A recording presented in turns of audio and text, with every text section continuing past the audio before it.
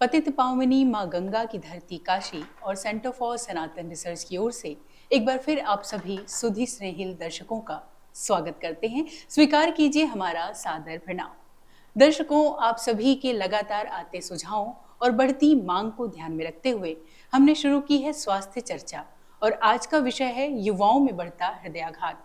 जी हाँ, ये एक ऐसी समस्या है जो इधर के 3-4 सालों में तेजी से बढ़ रही है और ये चिंता का विषय भी है। तो चलिए आज इसी विषय पर अपने ज्ञान को विस्तार देते हैं और अपनी विचार संपदा के साथ हमारे साथ मौजूद हैं बनारस के जाने माने हृदय रोग विशेषज्ञ एवं सर्जन आईएमएस बीएचयू में अपनी सेवाएं दे रहे हैं डॉक्टर संजय कुमार। बहुत बहुत स्वागत करते हैं डॉक्टर साहब हमारे कार्यक्रम में आपका। नमस्कार मीनाक्षी जी। और आज का जो ये दौर चल रहा है और जो जीवन शैली हमारी है, न जाने क्या इसमें है कि कुछ ऐसी समस्याएं बच्चों में और युवाओं में देखने को मिल रही है जो कुछ दशक पहले बिल्कुल भी संभावना इनकी नहीं हुआ करती थी। तो यहीं से जानना चाहेंगे कि क्या कुछ बदलाव आया है। आपने सही कहा मीनाक्षी जी कि आजकल खास करके पिछले 3-4 सालों में ये देखा गया है कि युवाओं में आकस्मिक मृत्यु जो कि हृदय की बीमारी से संबंधित होती है, इसका जो है संख्या बढ़ा है। और जो है इस तरह की एक और कुछ लोग तो इसको जोड़ने का कोशिश कर रहे हैं कि ये जो कोरोना का संक्रमण आया था उससे इसका संबंध है कि नहीं। तो दोनों पहलू जो है सो देखा गया है, उसमें कुछ सच्चाइयाँ भी है। तो एक तो जैसे आपने बताया जीवन शैली की बात, तो ये है जो ऐसे अगर देखा जाए हृदय की सारी बीमारियां जो खास करके हृदयाघात पैदा करती है जी। तो उसमें जो है एक तो होता है अनुवांशिक जी, जो कि अगर आपके फर्स्ट डिग्री ब्लड रिलेटिव में जिसमें या आपके माँ पिताजी भाई बहन या फिर कोई जो आपके फर्स्ट डिग्री ब्लड रिलेटिव है उनमें अगर हृदय की बीमारी होती है और ख़ास करके अगर उसमें किसी की भी मृत्यु युवावस्था में हुई होती है तो आपको हृदय की बीमारी होने की संभावना जो है सो आम जनसंख्या के मुकाबले 20 गुना ज़्यादा हो जाता है। अच्छा जी। और ये जो है सो बाकी जो रिस्क फैक्टर्स हैं उससे इंडिपेंडेंट है। तो ये जो है सो एक अपने आप में एक काफ़ी अहम बात हो जाती है कि आपकी आनुवांशिक जेनेटिक इनहेरिटेंस जो है आपका, वो आपको प्रिडिस्पोज करता है कि आपको हृदयाघात हो सकता है जी। दूसरी जो है आजकल खास करके युवाओं में देखा गया है कि आजकल जिस तरह की जीवन शैली लोग यापन करते हैं तो उसमें काम करने का तरीका, खास करके जो सीडेंटरी लाइफस्टाइल जिसको हम बोलते हैं, जिसमें व्यायाम की कमी होती है, खास करके ऑफिस का काम करते हैं लोग, ऑफिस में एक जगह बैठ करके काम करते हैं, ज़्यादा उनका चलना फिरना कम होता है और कंप्यूटर पे बैठे काम करते हैं। स्ट्रेस भी एक बैकग्राउंड में होता है, खास करके क्योंकि आजकल कॉरपोरेट वर्ल्ड में जो है लोगों को टारगेट मीट करने के लिए जो है समय से ज़्यादा उस पर एग्जर्ट करना पड़ता है, जिसके कारण जो है सो स्ट्रेस लेवल भी ज़्यादा होता है। तो ये सारी चीज़ें मिलकर एक बॉडी में एक स्ट्रेसफुल सिचुएशन पैदा करता है, जिसके कारण बॉडी में कॉर्टिसोल की मात्रा बढ़ जाती है, कुछ और रसायन की मात्रा भी बढ़ जाती है, जिसके कारण एक मेटाबॉलिक सिंड्रोम हम बोलते हैं उसको, वो एक स्थिति पैदा होती है जी।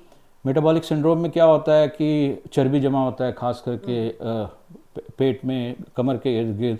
तो ये जो है एक इंसुलिन रेजिस्टेंस पैदा करता है, तो उसके कारण ये एक विशेष साइकिल में चला जाता है। इंसुलिन रेजिस्टेंस में क्या होता है, जो आपके शरीर में जितनी इंसुलिन उपलब्ध है वो सही तरीके से काम नहीं करती है। तो एक टाइप 2 डायबिटीज़ जिसको बोलते हैं वो जो है सो, और मोटापा, ये दोनों जो है सो काफ़ी जुड़ी हुई बीमारी हो जाती है। तो ये एक जीवन शैली की जो बीमारी है ये एक स्पेक्ट्रम की तरह हो जाता है, जिसमें कि रक्तचाप भी हो जाता है, मधुमेह की समस्या भी आ जाती है, और ये सारी चीज़ें मिलकर आपके शरीर के अंदर काफ़ी चीज़ों में बदलाव लाती है। खास करके कोलेस्ट्रॉल की मात्रा बढ़ जाती है। कोलेस्ट्रॉल में जो है एक एलडीएल, जिसको कि हम जो कोलेस्ट्रॉल जो कि आपके धमनियों को ब्लॉक कर सकता है, तो उसकी मात्रा बढ़ जाती है। और एचडीएल जो कि बचाता है, उसकी आप व्यायाम की कमी के कारण उसकी मात्रा कम हो जाती है। तो ये रेशियो जो है जब रिवर्स हो जाता है तब जो है सो आपको आपके धमनियों में वो कोलेस्ट्रॉल की परत जमनी शुरू होती है, और जो है सो आपका खून का थक्का उसमें बन जाए तो ये हृदयाघात पैदा कर सकता है। तो ये एक जीवन शैली से जुड़ी हुई परेशानी है। और इस स्पेक्ट्रम में मेटाबॉलिक सिंड्रोम, रक्तचाप और आपका मधुमेह, ये सभी बीमारियां एक साथ जुड़ी होती है। जी बिल्कुल। और आजकल के दिनचर्या में, जीवन शैली में कुछ खान पान, खास करके जो फास्ट फूड के कारण जो है सो लोगों में वसायुक्त चीज़ों का ज़्यादा प्रयोग होता है, और कुछ आदतें होती है लोगों की, जैसे शराब का सेवन या फिर धूम्रपान। ये सारी चीज़ें भी जो है सो आपको एक ऐसी स्थिति पैदा करती है जिसमें हृदयाघात होने की संभावनाएं बढ़ जाती है। जी, तो ये वो संभावनाएं हैं जिनकी वजह से हृदयाघात होने के जो कारण है वो बनते हैं। लेकिन कारण से ज़्यादा हमें इस बात को समझने की भी ज़रूरत है कि लक्षण अगर कुछ आते हैं ऐसे में तो वो क्या हो सकते हैं। तो ज़्यादातर मन में ये सवाल आता है कि समय रहते अगर हम सचेत हो जाएं तो शायद अपनों को खोने से हम बच सकते हैं। तो क्या कुछ लक्षण ऐसे हैं, कुछ अलार्म्स हैं जिन्हें हम नज़रअंदाज करते हैं? हाँ, ये दो तरीके से पैदा हो सकता है। एक तो आपको जो है सो धीरे धीरे आपको लक्षण तो होते हैं, लेकिन आप उसको नज़रअंदाज करते हैं। जैसे आप जब हम खास करके जब हिस्ट्री लेते हैं इस तरह के लोगों को, तब पता चलता है कि उनको छाती में दर्द होता था, जिसे वो सोचते थे कि गैस की बीमारी है, और इसको काफ़ी समय तक उन्होंने नज़रअंदाज किया। और अचानक जो है सो एक दिन काफ़ी तेज का छाती में दर्द हुआ, जिसके साथ साथ तो उनका स्वेटिंग था, फिर इतनी ज़्यादा तेज ये हो गया कि दिल की धड़कन बहुत तेज़ हो गई, और जिसके कारण उनको अस्पताल आना पड़ा। और वो जांच के बाद ये पता चला कि उन्हें हृदयाघात हुई है। तो ये जो है एक प्रेजेंटेशन है जिसको लोग नज़रअंदाज करते हैं। दूसरा ये है कि उसमें मुख्यतः जो धीरे धीरे जब धमनी में रुकावट आनी शुरू होती है, तो आप जब भी कोई मेहनत का काम करते हैं तो छाती में दर्द होता है, सांस फूलने की परेशानी भी लगती है, कि जैसे सांस फूलने लगता है कुछ मेहनत का काम करने से। तो उसमें जो है आपको ये लगता है कि अगर आप उस समय सचेत हो जाए, और अगर आप में इतनी जानकारी है कि ये जो है सो मुझे हृदय से संबंधित बीमारी हो सकती है, तो इसके लिए जो है सो आप इसकी जांच करवाएं सही समय पे, तो ये बीमारी सही समय पे आपको इसकी जानकारी मिल सकती है, और इसका आप जो है सो सही उचित इलाज कर सकते हैं, या फिर बीमारी बढ़ने से भी रोक सकते हैं। बिल्कुल। तो यानी सही समय पर अगर जानकारी हमारे पास आ जाती है, यानी कि हमने अगर जो सिग्नल हमारी बॉडी दे रही लगातार, जो लक्षण आ रहे हैं, उसे नज़रअंदाज नहीं किया तो अपनी जान और अपनों की जान दोनों को बचा सकते हैं। तो और भी बहुत सारी चीज़ें जो समाज में आजकल देखने को मिल रही हैं, जैसा कि आप लोगों के प्रश्न भी हमारे पास आते रहते हैं। ज़्यादातर जो यूथ हैं वो अक्सर जिम जाते हैं, और जिम जब करते हैं तो कुछ घटनाएं ऐसी हो जाती हैं कि सेहत बनाने गए थे लेकिन अपनी जान ही गंवा बैठे। जिम करते हुए अचानक हार्ट अटैक की शिकायतें ये ज़्यादा देखने को मिल रही हैं। तो ये जिम जाने की जो बात है, अगर किसी को जिम जाना है जी, तो, और वो उसके पहले जो है सो बिल्कुल उसको जानकारी नहीं थी कि उसको हृदय की बीमारी है जी, तो उसको जो है पहले तो टेस्ट करवा लेना चाहिए। क्योंकि अगर आपके हृदय की नस में ब्लॉकेज है और आप जाकर के सडनली जिम पे, आप ट्रेडमिल पे रन करना शुरू करते हैं, तो ये आपका हार्ट अटैक को प्रेसिपिटेट कर सकता है। तो ये जो है सो इसलिए बहुत ज़रूरी है कि किसी भी जिम में, स्टैंडर्ड जिम में एक प्री वर्कआउट होता है, जो मतलब एक क्वेश्चनेयर होते हैं, साथ ही साथ कुछ टेस्ट का रिपोर्ट भी मांगा जाता है। तो अगर किसी की ऐसी लगती है कि किसी की संभावनाएं हैं या फिर किसी को हृदय की बीमारी पहले हो चुकी है, तो उन्हें सचेत किया जाता है कि जिम उनके लिए नुकसानदेह हो सकता है। तो इस तरह से यूथ अगर कोई भी अगर बिना किसी स्क्रीनिंग के अगर वो चला जाए और ट्रेडमिल पे अचानक एक्सरसाइज करना शुरू कर दे और उसके नस में अगर ब्लॉकेज है, तब ये संभावनाएं हैं कि जो है सो उनको हार्ट अटैक प्रेसिपिटेट कर सकता है, उन्हें बड़ा मासिव हार्ट अटैक हो सकता है, जिससे आकस्मिक मृत्यु भी हो जाती है। इस तरह की आप जो है सो काफ़ी इस तरह का न्यूज़ भी आपने सुना होगा। तो ये उसी तरह की बीमारी से संबंधित है। हाँ, ये न्यूज़ अक्सर सुनने को मिलती है कि जब युवाओं में हार्ट अटैक की प्रॉब्लम होती है तो बिल्कुल भी समय नहीं मिलता है, बहुत जल्दी ऐसा देखने को मिलता है कि वो डॉक्टर के पास भी नहीं आदमी पहुंच पाया और फिर मृत्यु हो जाती है। इसके पीछे क्या कारण है? नहीं तो जैसा मैंने बताया था कि उन्हें जो है प्रीडिस्पोजिशन था, उनके नस में रुकावट थी, जो प्रक्रिया स्लो चल रही थी, और जब उन्होंने जिम करने का कोशिश किया तो उस समय जब ये ज़्यादा जो आपके हृदय को ज़्यादा खून की ज़रूरत पड़ती है, तो उस समय जो है आप हार्ट अटैक प्रेसिपिटेट हो गया। जब खून का प्रवाह बंद हो गया तो हृदय जो है सो हृदयाघात हो गया। तो ये जो है सो समस्या उसी से जुड़ी होती है। बिल्कुल। तो क्या आप लोगों के पास कुछ ऐसे डेटाज़ भी आए हैं कि यूथ में ये कितना परसेंट इधर बीच ये हार्ट अटैक की प्रॉब्लम्स बढ़ती हुई देखी गई है? ये जो है ये हमने देखा है कि आजकल ये मतलब ओवरऑल अगर आप देखें जो प्रवृत्ति है, तो ये जो लो सोशियो इकोनॉमिक ग्रुप कंट्रीज जिसको बोलते हैं, जी। जिसमें भारतवर्ष भी शामिल है, तो इसमें जो है सो ये प्रोडक्टिव एज ग्रुप, खास करके जो युवाओं में हृदय की बीमारी ज़्यादा देखी गई है। बाहर के कंट्री में, पाश्चात्य देशों में कॉमन जो एज होता है जिसमें कि हार्ट अटैक की बीमारी होती है वो 62 से 65 साल में होता जी। है। लेकिन इंडिया में ये देखा गया है कि ये अब जो है सो कम उम्र के लोगों में होता जा रहा है, और जो है सो 45 साल जो है सो अनकॉमन नहीं है। जी। तो इसलिए ये एक स्पेक्ट्रम है जो इंडिया में, जो कि अब उभरता हुआ नज़र आ जी। रहा है। जी। और ये काफ़ी चिंताजनक बात है, क्योंकि ये एक ऐसा उम्र होता है जिसमें प्रोडक्टिव एज होता है, तो इसमें कोई भी हार्ट अटैक होना तो उनके जो है सो कमाने की जो उम्र होती है उसको प्रभावित करते हैं, उनके पूरे फैमिली को प्रभावित करती है। तो इसके लिए जो है सो ज़रूरी है कि युवाओं में इसके लिए अवेयरनेस दिया जाए, और उन्हें जो है सो रेगुलर चेकअप करा करके अपने हार्ट का हिफाजत करें। कारण और लक्षण जानने के बाद आइए अब ये जानने की कोशिश करते हैं कि वो कौन सी सावधानियां हो सकती हैं जो हमें हृदयाघात से बचा सकती हैं। डॉक्टर संजय, जानना चाहेंगे कि क्या-क्या प्रिकॉशंस लेने चाहिए हम सभी को जनरली, कि जिससे कि हार्ट की प्रॉब्लम्स ना हो? तो जो आपने ये प्रिवेंटिव एस्पेक्ट पूछा, जी। इसमें जो है पहले तो ये है कि जब लोग जानते हैं कि उन्हें हार्ट की बीमारी होने की संभावना ज़्यादा है, जी। जैसे खास करके जैसे मैंने बताया हम्म। किसी की अनुवांशिक बीमारी है घर में, जी। तो उन्हें जो है रेगुलर चेकअप कराना बहुत ज़रूरी है। हम्म। तो 40 साल की उम्र के बाद नॉर्मली हम एडवाइस करते हैं कि जो है उस तरह के फैमिली के जितने मेंबर्स हैं वो अपना रेगुलर चेकअप कराएं, ब्लड का चेकअप कराएं, अपना रक्तचाप का वो जो है सो चेक चेक करवाते रहें। हम्म। और अगर कहीं पे भी कहीं कुछ प्रॉब्लम निकलती है तो वो जो है सो उसका सही समय पे इलाज करें। जी। जो रिस्क फैक्टर में और कुछ आदतें जो है सो उससे बचें, हम्म। जो चीज़ें बदल सकते हैं, जिस पे कि खास करके धूम्रपान की आदत हो, या फिर शराब पीने की आदत हो ज़्यादा, या फिर खान-पान में बहुत ज़्यादा वसायुक्त चीज़ों का वो जो ये सेवन करते हैं उससे बचें। जी। वो बहुत ज़रूरी है, क्योंकि वो एक रिस्क फैक्टर के साथ वो चीज़ों को और बढ़ा देता है तेज़ी से। हम्म। और आजकल के जीवन शैली में ये देखा गया कि फ़ास्ट फूड का प्रचलन काफ़ी ज़्यादा है। जी। ख़ास करके वसायुक्त चीज़ें जिसमें ट्रांस फैट जिसको बोलते हैं। ट्रांस फैट जो है सो आपके कोलेस्ट्रॉल, ख़ास करके जो है उसमें एलडीएल की मात्रा काफ़ी तेज़ी से बढ़ाता है। तो ट्रांस फैट का प्रयोग काफ़ी होता है फ़ास्ट फूड में। तो इसलिए जो है सो फ़ास्ट फूड में पिज़्ज़ा, बर्गर और ख़ास करके उसके साथ जो कोल्ड ड्रिंक होता है, कोल्ड ड्रिंक का एक प्रचलन की तरह यूज़ करते हैं लोग, लेकिन कोल्ड ड्रिंक जो है सो काफ़ी ऐसा ड्रिंक है जिसमें कि कोई भी फ़ायदा नहीं है, सिर्फ उसमें काफ़ी नुकसान है। नुकसान हो सकते हैं, क्योंकि ये सिर्फ़ शुगर का एक हम्म। ड्रिंक होता है जिसमें सिर्फ़ शुगर रहता है। और तो ये सारी चीज़ें जो है सो प्रिवेंशन के लिए ज़रूरी हैं।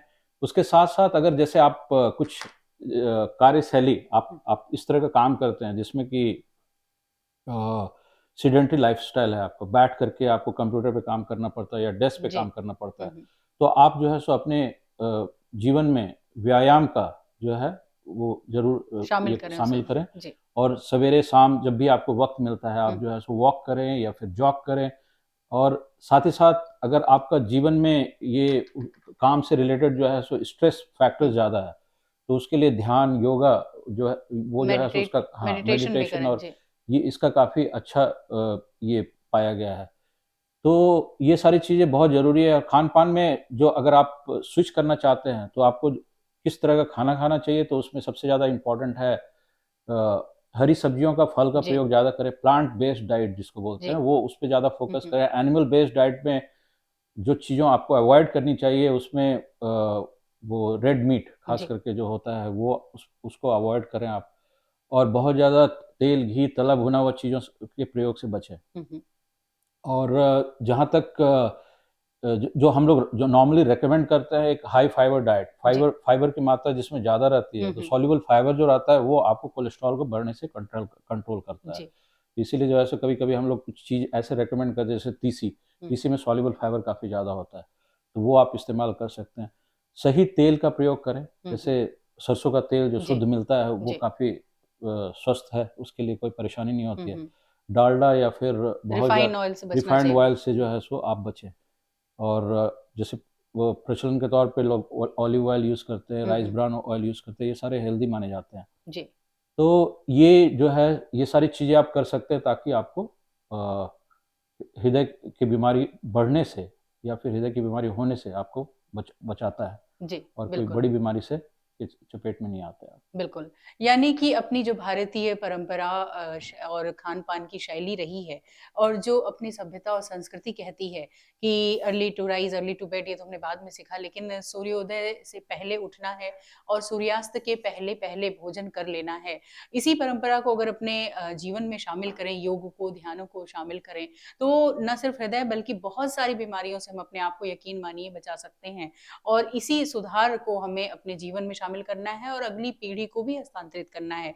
इसी सत्प्रयास के तहत हम ये तमाम चर्चा कर रहे हैं और ये समझने की कोशिश कर रहे हैं कि अपने आप को किस तरीके से एक स्वस्थ जीवन शैली में ढाल सकते हैं। आइए अब ट्रीटमेंट के बारे में भी जान लेते हैं कि क्या उपचार आज के आधुनिक चिकित्सा विज्ञान के पास मौजूद हैं। जी। तो अगर किसी को हृदयाघात हो जाए, जी। तो इसके लिए जो है पहले तो प्राथमिक चिकित्सा की ज़रूरत है। तो जी। इसके लिए हम लोगों में अवेयरनेस की बहुत ज़्यादा आवश्यकता है, जी। ताकि बीमारी जो है काफ़ी बढ़ ना जाए और जिसके कारण जो है सो कोई बुरा परिणाम ना आ जाए। जी।